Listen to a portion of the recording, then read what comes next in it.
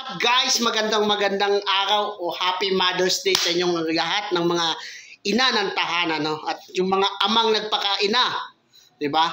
Yun guys, no, may ano lang ako, may sasabihin ako kasi nag-order ako ng bulaklak para sa misis ko kasi nga Mother's Day, no? Nung maganda naman siya, maganda yung bulaklak, maganda yung presentation, affordable sa mga tulad natin ng mga hindi naman kaginawaan yung buhay, no. Papakita ko sa inyo. O, di ba? Ito yung bulaklak. Yan. Rosa siya, rose, tapos may ano ba tawag dito? Basta, maganda siya. O, dito lang ako nagiging curious, guys. Ito, hugutin ko ha, kasi hugutin ko siya. Yan. Yan. Ayos yung rosas. Curious lang ako dito. Kasi ito, ang tawag dito sa amin, dawa-dawa. It means damo siya.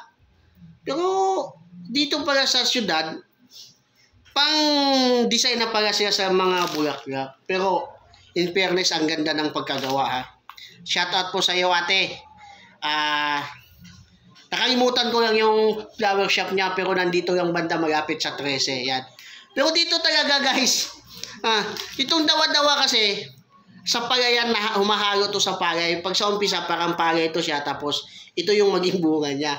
No, pero talagang nakakaano ha. Bagay din siya dito ha. Yan. So, thank you guys, no. Ang ganda ng kulay. Ang ganda ng bulaklak, yan. Ang ganda ng design. Yan. Yan. Happy Mother's Day ulit sa lahat ng mga mothers dyan. Dawa-dawa yung malakas.